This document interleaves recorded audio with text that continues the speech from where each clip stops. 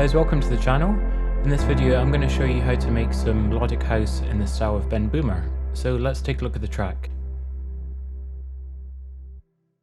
So we're going to jump to a bit later in the track when the full beat is going, and it sounds like this.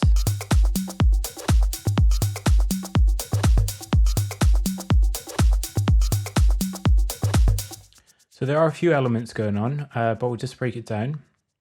So starting with the main beat, this is just like your typical house kind of rhythm.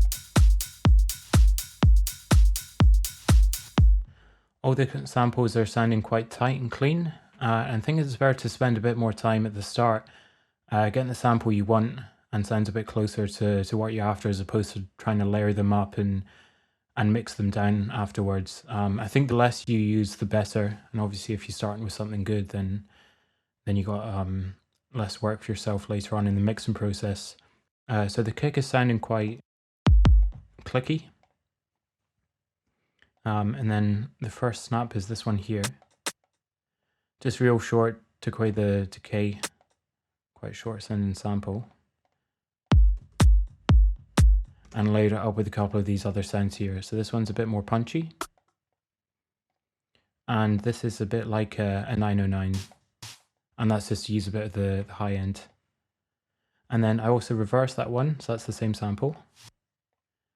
And that's I use that as a sort of pre-clap and another extra bit here.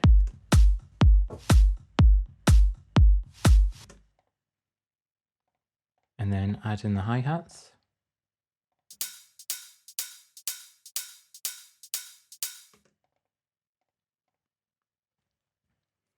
So just had one on the offbeat, another really short one before, and then an open hi-hat, which came in later in the track as well. Shakers. Just a couple of short sounding shakers here. One's a bit lower. And to get that rhythm, just added a delay. So with a bit of ping pong and playing dotted notes. So set that to 3, you can see there, and took away some of the cutoff. Added a wee bit of reverb just to give it a little extra space. So without the effects. Nice and simple. And then also add a couple of these other percussive elements just to try and fill out the sound of it. So start with the rims here.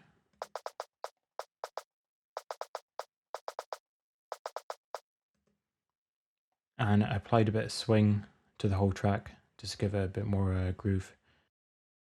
Nice. And then add another couple of percussive hits here.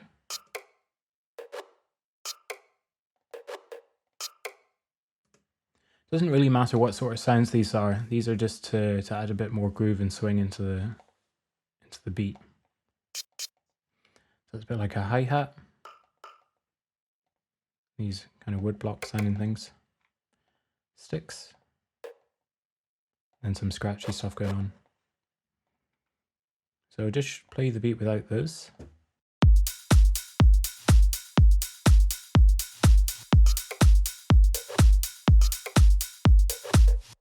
Just makes it a bit more interesting. And also had like a wee tom going on there as well.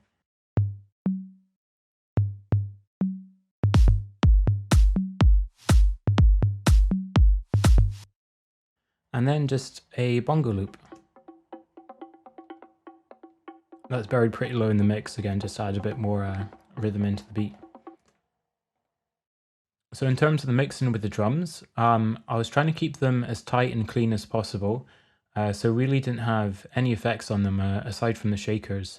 Maybe just a bit of EQ to take out the frequencies I didn't want. If I was going further into it, I would probably do a bit more compression and whatever to try and make things pop. But yeah, just sent them all to this channel here, drum bus, and then applied a bit of compression just to try and glue the sound together. But that's pretty much it.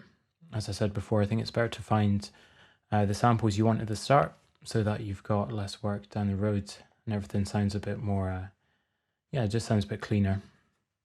Cool, so now let's take a look at the bass. So we've got two sounds here. The first is just playing the sub. Just use the sine wave for that. And then the second I made using harmless. You could use any VST though.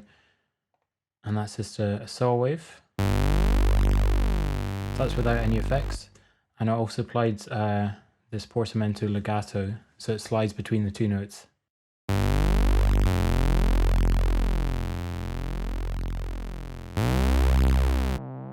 And then a bit of EQ. Just taking out that sub we didn't need. And then a filter.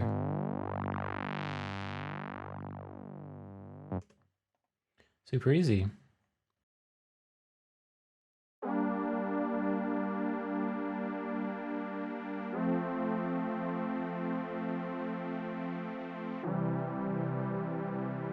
So again, for the soft pad sound, we're using the harmless, and that's just set to a sawtooth with the unison on 2 to add a bit of stereo width. The frequency is usually around here, but I did open it up throughout the track. And we'll take a look at the effects. So just had a bit of EQ to take out some of the lows and the muddiness. The growth beat is just acting as like a sidechain. And then a bit of reverb using the convolver. For this effect here, I'll just show you what that's doing. It's basically an LFO.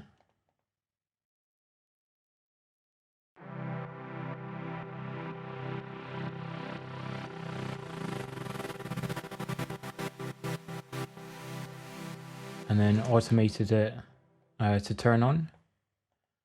And then when it first comes in, it's playing like the speed is set to around there. And I tried to create like this kind of square wave by just adjusting this to the left and then this bit over here. So that'd be like a sawtooth. Could do either way though. And then automated the speed to slow down to get that effect.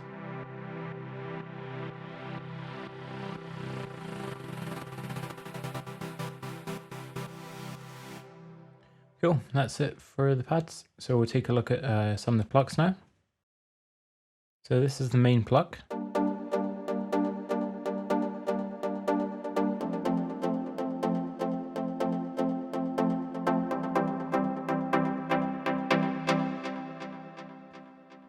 Again, quite a fairly basic sound using the harmless. Timbre is a sawtooth.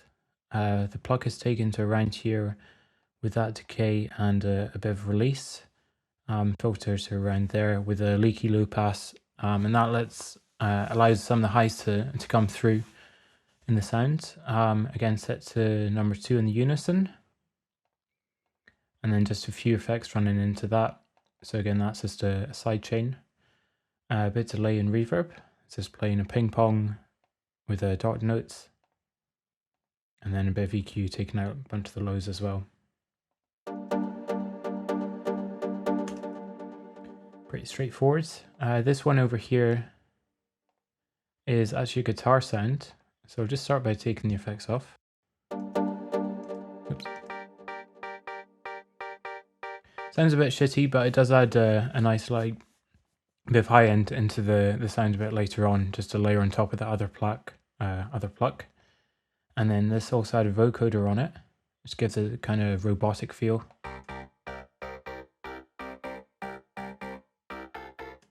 Adds like a bit of extra movement. Just makes it sound more interesting, I think, really. And then a bit of reverb on that as well. And the third pluck.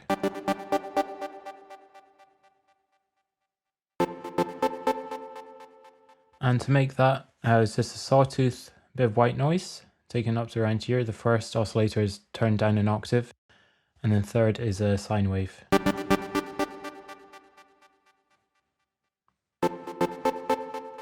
But you could play about with that, mess around with these different waves or whatever. The volume envelope is just like this, so it's on key hold. So you can play really short notes. And then again, just a delay and reverb. And that was the pattern. Sweet. So that's it for the plucks. I'll just show you the piano now.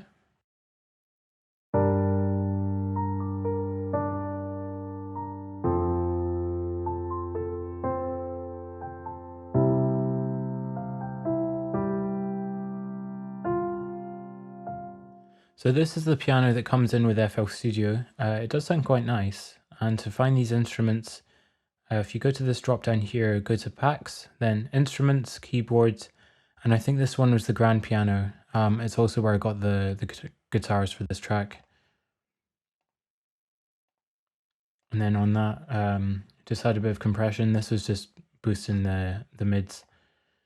A bit of EQ, kind of soften the sound and roll offs on the highs, and then convolver just to get a more natural sound. And I think that was one of these church settings here. So before the effects and with, just trying to make it sound a bit warmer. Cool, so that's it for the piano, and we'll move on to the arps. So the first arp sound is really more of an atmosphere. It sounds like this.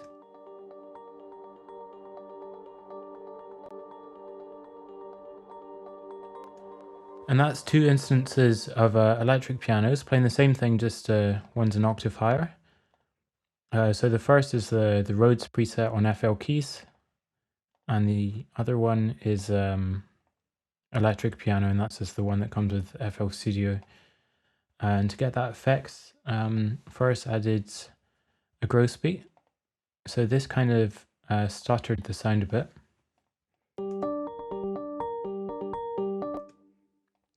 And then had loads of delay on it. Spread the sound out to the sides. A bunch of reverb. This was with pink noise. So it creates more of like a blur, and then took the dry down to around here.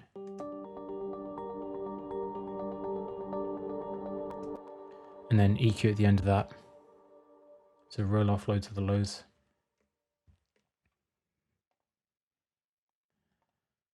Second arp here, this is a guitar sound. And just the strat mute. And then a bit of EQ, sidechain, and reverb.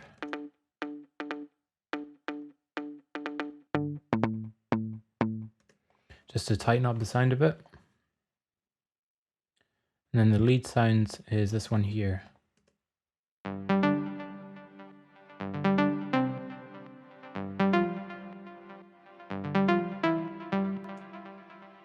This is more your typical kind of melodic house kind of lead.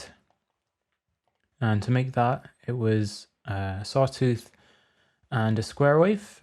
This one was turned down 2 octaves, and I only just had it up a tiny bit, just had a bit more bass into it. This one was down 1 octave. And then I went to the Mod X, which is the filter envelope. So really short decay, filter taken down to around here, and then you can adjust the filter using this one.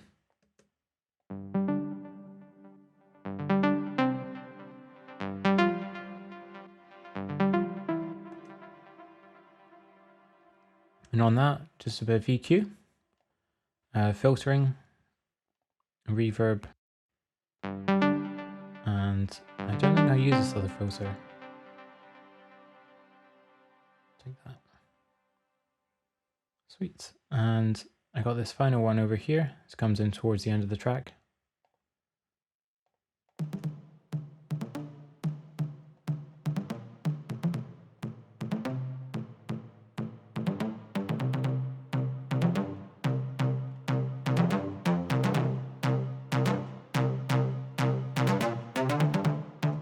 So the sound there is controlled with the pluck, and it's a square tooth with a bunch of distortion, just with the one that comes in harmless.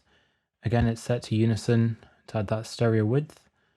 And then over here, decay taken to around about there, and the filtering you can control with this one here, or you could use this one and turn this off.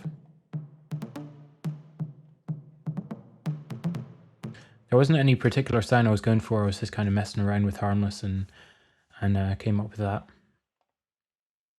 And on that, just had some compression. Again, just to boost the kind of A is like the bass and higher frequencies, and then an EQ and a bit of reverb.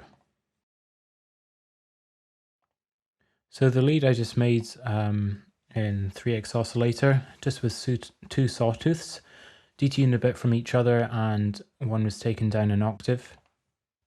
This was the volume envelope, and the filter was set to SVF low pass 2 with quite a bit of resonance. And then the pitch, I had an LFO on, so just a tiny amount, that was just 1%, and pretty slow attack. And then the speed was set to 4 or 8. 2. Yes. Can sound really severe unless you have it turned down a tiny bit. And even then, just had a slow attack, so you can't hear it too much. Just adds a bit of movement into the sound. And on top of that, just whapped a big reverb.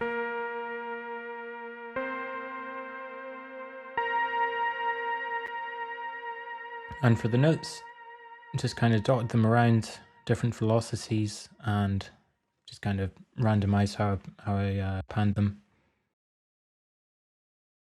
So let's take a look at the vocals.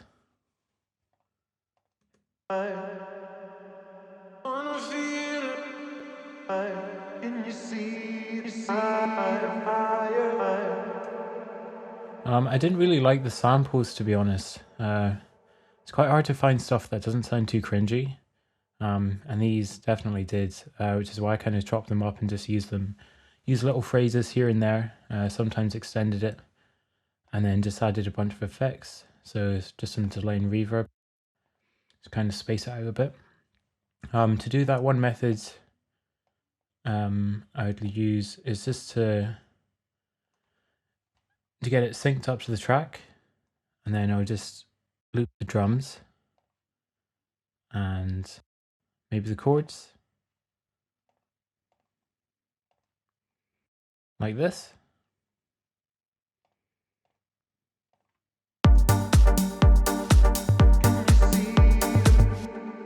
And then just chop up little phrases and stuff.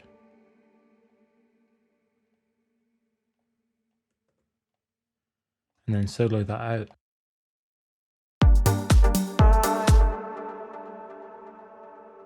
Add little short bits and stuff. If that didn't work, try just extending it. And then basically did that a bunch of times. Just had to... just kind of shifted it around the pattern until I found something that sounded good, both rhythmically and kind of went with the chords as well. So there wasn't really much method in it. It's just a case of trial and error. And then for some of the bars, I added a few more phrases and whatnot, and took bits in and out. And that's kind of just to use it as more of an instrument as opposed to just like having it there for lyrical content. So last little section here, a couple of white noise sweeps. So this one I just made using the 3x oscillator, and that was just with some noise here, and then added a couple of filters to it. One was a low pass and one was a high pass. Automated them like this.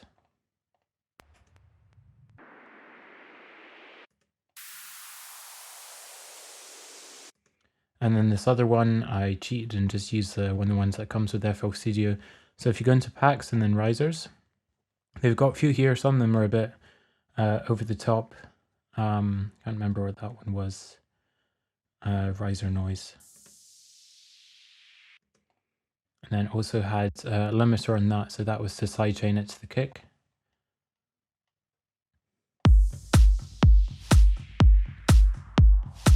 And then just dotted them about throughout the track to add emphasis to the drops and stuff.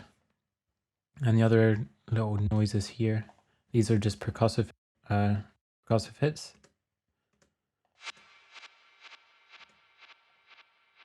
So it's just like a verse hat or something. Verse snare. Crash. Rise. And a couple of these hits. just wood blocks and stuff.